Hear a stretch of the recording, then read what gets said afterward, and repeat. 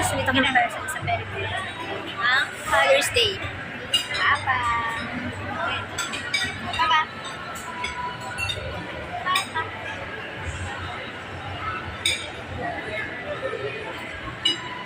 Happy Father's Day sa lahat ng papa sa buong mundo.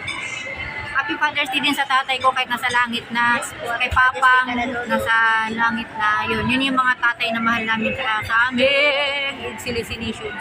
Una Happy Father's Day kay Papa. Happy birthday. Happy birthday. Happy Father's Day. Nasuot mo sila?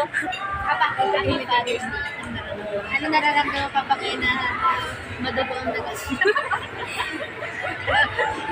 Ano nararamdaman mo na Father's Day pero ikaw pang gumastos?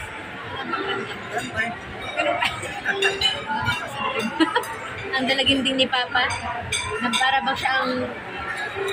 Ano ba? Tingnan mo na Papa.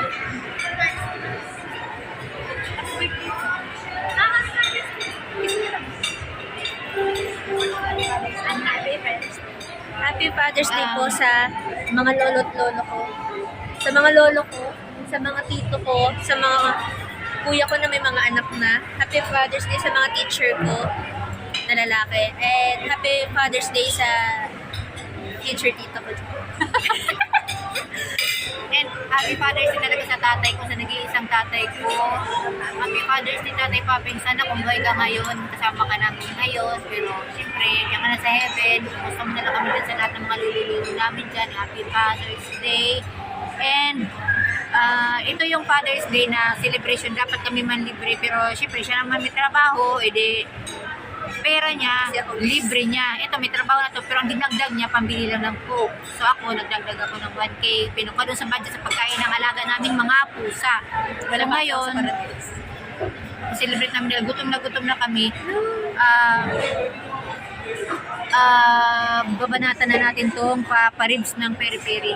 Iyan natin ito. Try natin ito. Kung talaga bang masarap Inchong Di, alam mo na. Dahil love namin si Inchong D. Yes, super. 1%. Dahil love namin si Inchong D. Yes. Na pangalawa kay Papa P. Yes. Dito kami kakain sa kanyang peri-peri. Nawala na siya, guys. Wait, luwa ngayon, prayer muna. Hindi pa kumain yung ano,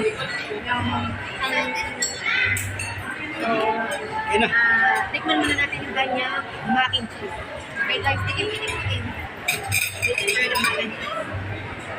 Okay. Pagkita sa fine dining restaurant. Hindi, joke lang. Pag Kuya J din sana kami kasi lang Kuya J. Madami na. Wait, sa prayer ka muna eh.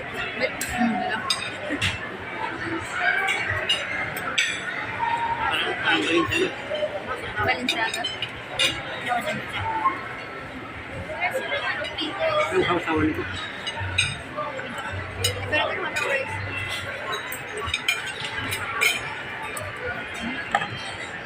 Ay, malambot pala. Lambot. Paano ka masosialize? Ako, I've been making moves like a ninja. I could play it cool like I'm winter. I can make it rain like a cash tsunami. You wanna slip and slide, we can link up. Working all the time, make it dollar. all-time favorite na kasi. Ano tayo nag-pick? Sarap yun. Hindi na lang nag-pick siya ng pagkain. Hindi lang, mamaya. Kasama yung pagkain. Oo.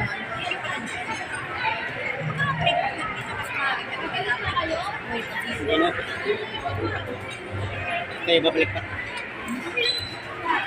Hindi na ako babalik. Okay, balik lang pala mga, tapos picture tayo pag ganyan. Okay, so sabi mo, Ha? Alin pa ba? Sarap yung baby rib ko sa mga. baby back ribs. Ayun din alam mo dati, Papa. Oo, malambot din yun. Gusto ko yung ano nila, mashed potato. Picture mo na tayo, te. Para. Nakita niya, struggle is real na yung kapatid ko. Hirap na siya sa buhay. Yun yun.